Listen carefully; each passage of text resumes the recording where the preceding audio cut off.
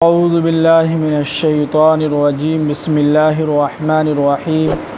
سورۃ المؤمن مکیہ۔ اب یہاں سے جو ہے سورہ مومن جو ہے شروع ہونے جا رہا ہے، اور یہ سورت جو ہے مکی کے اندر نازل ہوئی ہے۔ بسم اللہ الرحمن الرحیم حامیم۔ یہ جو ہے سمجھیے کہ اس کا ترجمہ صرف اللہ ہی کو معلوم ہے، اور ایک سمجھیے کہ ایک کوڈ ورڈ ہے جس کا ترجمہ صرف اللہ ہی کو معلوم ہے۔ اب آگے کہہ رہے ہیں کہ تنزیل الکتاب من اللہ العزیز العلیم۔ یہ کتاب اللہ کی طرف سے نازل کی جا رہی ہے جو بہت ہی صاحب اقتدار اور العلیم، بہت ہی زبردست علم کا مالک ہے۔ اب آگے فرما رہے ہیں کہ غافل الذنب، جو گناہوں کو معاف کرنے والا، وقابل التوب، اور توبہ کو قبول کرنے والا، شدید العقاب، بہت ہی سخت عذاب دینے والا، ذی الطول، بہت ہی زبردست طاقت و قوت والا، لا الہ الا ہو، اس کے سوا کوئی عبادت کے لائق نہیں ہے، الیہ المصیر، اور اسی کی طرف ہم سب لوگوں کو لوٹ کر جانا ہے۔ کیا ہے؟ اسی کی طرف جو ہے ہم سب لوگوں کو لوٹ کر جانا ہے۔ اب اس آیت کے اندر دیکھیے کہ دو تین حدیثیں ہیں۔ سب سے پہلی حدیث ہے ترمذی کی حدیث، کہ اس حدیث یعنی اس آیت کے بارے میں اس کی فضیلت کیا ہے، کہ اللہ کے نبی صلی اللہ علیہ وسلم نے ارشاد فرمایا، جو شخص جو ہے صبح میں دن کے شروع میں ہی آیت الکرسی اور یہ سورہ مومن کی یہاں سے لے کے یہاں تک الیہ المصیر تک، اس اتنے کا جو ہے روزانہ صبح میں اگر تلاوت کر لیتا ہے کوئی شخص، تو صبح سے لے کے شام تک ہر برائی سے اور ہر تکلیف سے محفوظ رہے گا۔ نہ یہ کوئی گناہ والا کام کر سکتا، اس سے یعنی اس سے بچا رہے گا، اور اس کو کوئی بھی تکلیف نہیں پہنچ سکتی ہے۔ یہ اس کی فضیلت ہے، اور یہ ترمذی کی حدیث ہے۔ جی یہ 24واں پارہ ہے سورہ مومن کی پہلی آیت، یہاں سے حامیم تنزیل الکتاب من اللہ العزیز العلیم غافل الذنب وقابل التوب شدید العقاب ذی الطول لا الہ الا هو الیہ المصیر۔ یہاں تک بہت مختصر آیت ہے، اس کو اگر یاد کر لیں تو بہت اچھا رہے گا، اور آیت الکرسی سے سب کو یاد ہی ہوگا۔ تو آیت الکرسی فجر کی نماز کے بعد فوراً، اور یہ دو آیت جو اس کی تلاوت کر لیں تو صبح سے لے کے شام تک آپ ہر برائی سے محفوظ رہیں گے، یعنی آپ سے کوئی گندا والا گناہ والا کام نہیں ہو پائے گا، اس سے آپ محفوظ رہیں گے، بچ کے رہیں گے، اور ہر تکلیف سے آپ بچ کے رہیے گا، اللہ تعالیٰ آپ کو ہر تکلیف سے بچا کے رکھے گا۔ یہ اس کی فضیلت ہے۔ اب یہاں پر اسی آیت کے ضمن میں ایک اور واقعہ ہے۔ حضرت عمر رضی اللہ تعالیٰ عنہ کے دور میں جو ہے ایک شخص تھا جو بہت ہی طاقتور، اور اس کا بہت رعب و دبدبا تھا۔ جیسے ہوتا ہے نا کہ محلے میں ایک دو لوگ ایسے ہوتے ہیں جن کو دیکھ کے ہی لوگ ڈر جاتے ہیں، ان کا چہرہ دیکھ کے ہی، اور ان کے جو ہے لوگ ان کو مانتے بھی ہیں۔ تو وہ شخص جو ہے حضرت عمر رضی اللہ تعالیٰ عنہ کے پاس ہمیشہ جو آیا کرتا تھا۔ اب جو ہے کئی دنوں کے بعد وہ شخص جو ہے حضرت عمر رضی اللہ تعالیٰ عنہ کے پاس نہیں آنے لگا، یعنی آنا بند کر دیا۔ تو حضرت عمر رضی اللہ تعالیٰ عنہ جو ہے اپنے جو ان کے جو وزیر تھے، جو ان کے منشی وغیرہ تھے، ان لوگوں سے پوچھا کہ بھائی فلاں شخص جو ہے جس کا بہت ہی رعب و دبدبا تھا، طاقتور تھا، وہ شخص جو ہے ہمیں نظر نہیں آ رہا، کیا ہو گیا اس کو؟ تو لوگوں نے کہا کہ امیر المؤمنین اس کے بارے میں مت پوچھیے، وہ اتنا جو ہے شراب خور ہو گیا ہے، بدمست ہو گیا ہے، گمراہی کی طرف چلا گیا ہے، مت پوچھیے، بہت اس کی جو ہے سمجھیے کہ بہت گندی عادت ہو گئی ہے۔ اب یہاں پر حضرت عمر رضی اللہ تعالیٰ عنہ کیا کیے، اپنے منشی کو، اپنے وزیر کو بلائے۔ بلانے کے بعد کیا کیے، ایک خط لکھا، اور اس خط میں سب سے پہلے انہوں نے اپنا نام لکھا کہ فلاں بن عمر بن خطاب کی طرف سے یہ خط ہم لکھ رہے ہیں، اور فلاں شخص کے نام۔ اور اس کے بعد انہوں نے جو ہے حضرت عمر رضی اللہ تعالیٰ عنہ جو ہے یہاں سے لے کے یہاں تک یہ آیت اس کے اندر لکھ دیے، اور جس کو دے کر بھیجا تھا تو اس سے کہا کہ دیکھو جب وہ شراب کی حالت میں ہو، نشے میں ہو، تو اس وقت تم اس کو مت دینا، یہ کاغذ جو ہے مت دینا، اور کسی اور کو بھی مت دینا، جب تک وہ نشہ سے یعنی کہ نشہ اس کا ختم نہ ہو جائے، اس وقت تک تم اسی جگہ بیٹھے رہنا۔ جب اس کا نشہ جو ہے اچھی طرح سے ختم ہو جائے تب اس کو اس کے ہاتھ میں جو ہے دے دینا۔ اب بولا کہ ٹھیک ہے حضرت، جیسا آپ کہیں۔ تو گئے، دیکھا کہ جو ہے وہ شخص جو ہے شراب کی حالت میں جو ہے نشے میں جو ہے بہت ہی جو ہے بدمست تھا، ایک دم عیاشی کر رہا تھا، بہت گندی گندی گالیاں دے رہا تھا لوگوں کو۔ تو اس نے کیا کیا کہ کسی جگہ پہ جو ہے جا کے بیٹھ گیا۔ اب کچھ دیر کے بعد جو ہے اس کا نشہ ختم ہوا۔ ختم ہونے کے بعد اس شخص کو جو ہے ہاتھ میں یہ خط دیا، کہا کہ یہ خط جو ہے حضرت عمر رضی اللہ تعالیٰ عنہ جو ہے آپ کے نام یہ خط بھیجا ہے، اس کو آپ دیکھ لیجئے، اس کے بعد دیکھیں کیا ہوتا ہے۔ تو وہ شخص جو ہے جیسے ہی خط لیا تو بار بار جو ہے خط کی طرف دیکھ رہا تھا اور اس آیت کی تلاوت کر رہا تھا، اور کہنے لگا کہ اللہ کے نبی یعنی کہ حضرت عمر رضی اللہ تعالیٰ عنہ جو ہیں کیسے ہیں کہ انہوں نے جو ہے اس قرآن پاک کی آیت اس میں لکھا ہے، اور اس میں یہ بھی لکھا ہے کہ اللہ تعالیٰ پہلے ہم کو گناہوں کے بارے میں بتلا رہے ہیں کہ وہ گناہوں کو معاف کرنے والے ہیں، اور وقابل التوب، اور ہماری توبہ کو قبول کرنے والے بھی ہیں۔ یہ دو آیت جس میں اللہ یعنی اپنے بندوں کو تسلی دیا ہے، اور آگے یہ بھی کہا کہ شدید العقاب، بہت سخت عذاب دینے والے بھی ہیں اللہ تعالیٰ، اور ذی الطول، بہت ہی طاقتور زبردست طاقت والے ہیں اللہ تعالیٰ۔ اب وہ شخص جو ہے اس آیت کو بار بار جو اس کو ریپیٹ کر رہا تھا، بار بار اس کا ذکر کر رہا تھا، تو اسی حالت میں جو ہے اسی وقت وہ شخص جو ہے توبہ کر لیا، اور ایسا توبہ کیا کہ دوبارہ کبھی پلٹ کر نہیں آیا اس طرف۔ فوراً جو ہے عمر رضی اللہ تعالیٰ عنہ کی خدمت میں حاضر ہوا، کہنے لگا کہ امیر المؤمنین ہم جو ہے توبہ کر چکے ہیں، پکی اور سچی توبہ کر چکے ہیں، اور آج کے بعد کبھی یہ کام نہیں کریں گے۔ تو یہ اس آیت کی فضیلت ہے، اس کی برکت ہے۔ اب یہاں پر حضرت عمر رضی اللہ تعالیٰ عنہ یہ لکھیں آگے کہ جو شخص بھی یعنی کہ کوئی بھی شخص دنیا کے اندر یا آپ کے معاشرے کے اندر، محلے کے اندر، علاقے کے اندر کہیں پر بھی کوئی گناہ والا کام ہو رہا ہو،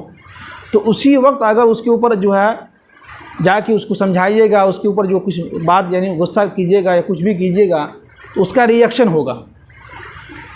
اس کا آسان طریقہ کیا ہے، جیسے کہ حضرت عمر نے کہا نا کہ جب وہ شراب کی حالت میں، نشے کی حالت میں ہو تو اس وقت اس کو یہ پرچہ مت دینا، جب اس کا نشہ اچھی طریقے سے ختم ہو جائے تب اس کے بعد اس کو جو خط دینا۔ اسی طرح حضرت عمر فرماتے ہیں کہ جب بھی کسی معاشرے میں کوئی برائی ہو رہی ہو، جیسے مان لیجیے اگر کوئی ڈی جے بج رہا ہے، نوجوان جو مسلم نوجوان جو خوب جو مستی میں ناچ رہا ہے، اگر اس وقت جا کے ان کو منع کرتے ہیں تو کچھ دیر کے لیے آپ کی بات مان لے گا، لیکن شیطان اس کو پین دے گا، نشے میں رہے گا، دھن میں ہے، ڈی جے بج رہا تھا، مزہ آ رہا تھا اس کو، اچانک اگر ان کے اوپر حملہ کیجیے گا تو معاملہ خراب ہو جائے گا، اس کا ریئیکشن بہت خراب ہوگا۔ تو اس کا آسان طریقہ کیا ہے کہ جب وہ پورا ختم ہو جائے معاملہ تو صبح میں جو ہے تمام نوجوان جتنے بھی لوگ تھے سب کو بلائیے، کسی ایک جگہ بیٹھائیے، اور ہمارے سرپنچ صاحب کے دروازے پہ سب کو بیٹھائیے، وہاں جو ہے بات چیت کیجیے، سب کو سمجھائیے۔ پھر ہو سکتا ہو کہ انشاءاللہ اللہ تعالیٰ کی ذات سے امید ہے کہ کچھ سب تو نہیں، کم سے کم ایک دو نوجوان تو کچھ نہ کچھ گھر جائے گا۔ اور یہ میری ایک رائے ہے، اب میں جو کہنے جا رہا ہوں کہ ہو سکے تو اگر جیسے کہ آج جو رات میں جو بجا رہے ہیں نوجوان لوگ، ہو سکے تو یہ میری اپنی ایک رائے ہے، ہم کوئی فیصلہ نہیں سنا رہے ہیں، یہ آپ لوگوں کے اوپر ہے، میں اپنی ایک رائے دے رہا ہوں کہ اگر ہو سکے تو جتنے بھی نوجوان ابھی جو کر رہے ہیں یہ سب کام، ڈھول تسا بجا رہے ہیں، تو ابھی کچھ نہ کہیے، ان سب لوگوں کو جو ہے کل بلائیے کسی وقت 10-11 بجے، وہاں پر کہیں پہ بیٹھائیے سب کو۔ بیٹھانے کے بعد ہمارے ٹھیکیدار صاحب رہیں گے، سیکرٹری صاحب رہیں گے، یہ سب لوگ رہیں گے کمیٹی کے لوگ، اس وقت اگر کچھ بات کہی جائے گی تو ہو سکتا ہے کچھ اثر کرے دل پر۔ یہ میری ایک رائے ہے، باقی آپ لوگوں کی جیسی مرضی ہو، ہم اس میں کیوں ٹانگ رہے ہیں، یہ میری ایک رائے ہو سکتا ہو کیا ہو کچھ دل پر اثر بات کریں۔ اب جو ہے کیا کرنا ہے کہ اس میں اللہ تعالیٰ فرما رہے ہیں کہ غافل الذنب، جو گناہوں کو معاف کرنے والے ہیں، اور وقابل التوب، اور توبہ کو قبول کرنے والے ہیں، شدید العقاب، اور یاد رہے کہ جو ہے اللہ تعالیٰ بہت سخت عذاب دینے والے بھی ہیں، اور ذی الطول، بہت ہی زبردست طاقت والے ہیں۔ آگے فرمائے کہ لا الہ الا ہوا، اللہ کے سوا کوئی عبادت کے لائق نہیں ہے، الیہ المصیر، اور ہم سب لوگوں کو اسی کی طرف کیا ہے لوٹ کر جانا ہے۔ اب آگے دیکھیے کیا کر رہے ہیں کہ ما یجادل فی آیات اللہ، اس زمانے میں کچھ لوگ ایسے تھے جو اللہ کی آیتوں کے بارے میں آپس میں لڑتے تھے، جھگڑتے تھے۔ کیا مطلب؟ کچھ آیتیں ایسے اس کا ترجمہ میں کچھ لوگ کہتے کہ نہیں اس کا ترجمہ یہ ہوگا، کچھ لوگ یہ سمجھتے کہ نہیں اس کا ترجمہ یہ ہوگا۔ تو اس کے بارے میں یہ ہے کہ اللہ کے نبی صلی اللہ علیہ وسلم جو ہے مسجد کے اندر بیٹھے ہوئے تھے، تو باہر جو ہے کچھ صحابی رسول جو ہے آپس میں لڑ رہے تھے کہ نہیں اس آیت کو اس طرح سے پڑھنا ہے، کچھ صحابی کہہ رہے تھے نہیں اس آیت کو اس طرح سے پڑھنا ہے، اس کا ترجمہ یہ ہوگا، دونوں آپس میں لڑ رہے تھے۔ تو فوراً قرآن کی آیت نازل ہوئی کہ ما یجادل فی آیات اللہ، کچھ لوگ ایسے ہیں جو اللہ کی آیتوں میں آپس میں لڑتے جھگڑتے رہتے ہیں۔ اور آگے فرمائیں کہ الا الذین کفروا، یاد رکھو کہ جن لوگوں نے کفر کو اپنا لیا ہے تو فلا یغررک تقلبهم فی البلاد، اگر وہ اس شہر کے اندر جو ہے دندناتا پھر رہا ہے، خوب مستی کر رہا ہے، تو آپ ان کے دندناتے میں، مستی میں، عیش و آرام میں جو ہے آپ اس کو خوش نہ ہو اور آپ اس کے دھوکے میں نہ آئیں۔ کیا مطلب؟ اس آیت کا آسان ترجمہ یہ ہے کہ جیسے کہ معاشرے میں کچھ لوگ ایسے ہوتے ہیں جو گناہ تو خوب کر رہا ہے لیکن خوب دندناتے پھر رہا ہے، کہتا ہے ہمارے پاس تو کوئی عذاب ہی نہیں آ رہا، خوب ایک دم مزے کر رہا ہے، عیاشی کر رہا ہے۔ تو ان لوگوں کو دیکھ کے جو ہے ہم کو جو ہے دھوکے میں نہیں آنا ہے، یہ نہیں سوچنا ہے کہ اللہ ان کو عذاب نہیں دے گا، دنیا کے اندر نہیں دے رہا ہے تو کوئی بات نہیں ہے، آخرت میں اللہ تعالیٰ اس کو دے گا، یہ یہاں پر ہے۔ اب اس آیت کے نازل ہونے کا مقصد کیا تھا؟ مقصد یہ تھا کہ کفار قریش جو ہے اس میں سے کچھ جو سردار تھے وہ جو ہے خانہ کعبہ کے جو ہے سمجھے کہ جو خادم ہوتے تھے، جو حج کے لیے جو حاجی آتے تھے ان کی خدمت کرتے تھے، تو ان کی خدمت کرنے کی وجہ سے اور خانہ کعبہ کے دیکھ بھال کرتے تھے، تو جس کی وجہ سے ان لوگوں کا جو ہے عزت و احترام ہوتا تھا، محلے کے لوگ، علاقے کے لوگ ان کی عزت کرتے تھے۔ اور جو ہے یہ لوگ جو ہے شام کے طرف جو ہے جا کے کپڑے کا جو ہے تجارت کرتے تھے، تو ان کا مال جو ہے خوب جو ہے یعنی کاروبار میں ترقی ہوتا رہا، مال ان کو خوب جو ہے ان کے مال میں اضافہ ہوتا رہا۔ تو کچھ مسلمان یہ سوچتے تھے کہ اللہ کے نبی یہ لوگ جو ہے کافر لوگ ہیں، اللہ کی نافرمانی کرتے ہیں، لیکن دیکھیے اللہ ان کو کتنا مال دے رہا ہے، ایسا لگ رہا ہے کہ ان کو کوئی عذاب ہی نہیں ہونے والا ہے۔ تو فوراً یہ آیت نازل ہوئی کہ اے نبی صلی اللہ علیہ وسلم، آپ ان کفار صحابہ سے کہیے کہ جو لوگ جو ہے آپ کے شہر علاقے میں جو خوب عیش کر رہے ہیں، دندناتے پھر رہے ہیں، یہاں پہ قرآن نے جو ترجمہ کیا ہے تقلبہم کا، دندناتے پھرنا، جیسے ہوتے ہیں نوجوان خوب ایک دم مستی میں ہوئی کر کے جو ہم نکلتے رہتے ہیں ایک دم مستی میں، تو ہم لوگ سمجھتے ہیں کہ اس کو کچھ نہیں ہو رہا، ہوگا، اور کسی دن ایسا ہوگا اچانک کہ پھر جو کوئی بچانے والا بھی نہیں ہوگا اس کو۔ تو ہم لوگ ان لوگوں کے دھوکے میں نہ آنا ہے۔ اللہ تعالیٰ اگر کسی کافر کو دے رہا ہے تو یہ نہ سوچیں کہ یا اللہ آپ ان کو خوب دے رہے ہیں، ایسا لگ رہا ہے کہ ان کو کوئی عذاب نہیں ہوگا، ایک ہم لوگ ہیں ایمان والے ہیں،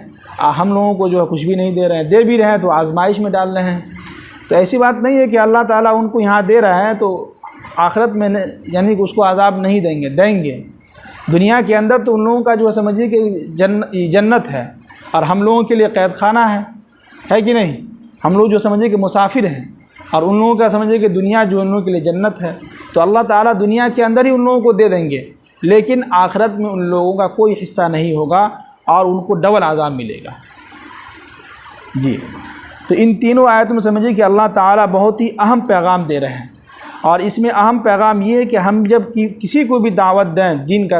کے کام میں، کوئی اگر غلط راستے کی طرف جا رہا ہے تو پہلے ان کو جو ہے اللہ کے بارے میں بتلائے کہ بھائی دیکھیے اللہ آپ کو گناہوں کو معاف کر دے گا، اللہ تعالیٰ آپ کی توبہ کو قبول فرمائے گا۔ تو پہلے ان کو جو ہے یعنی اس کے بارے اللہ کی تعریف کرائیں کہ اللہ کیا ہے، پھر اس کے بعد بتائیں کہ اس کے بارے میں یہ عذاب ہوگا، اللہ تعالیٰ بہت سخت عذاب دینے والے ہیں۔ تو ہو سکتا ہو کہ ان کا دل پگھل جائے اور وہ ایمان کی طرف آ جائے اور مسجد کی طرف آ جائے اور نماز کی پابندی کرنے لگے، ہے کہ نہیں؟ ہم سب لوگ عمل کریں گے نا انشاءاللہ۔ اللہ تعالی ہم سب کو عمل کی توفیق نصیب فرمائے، آمین۔ سبحان اللہ۔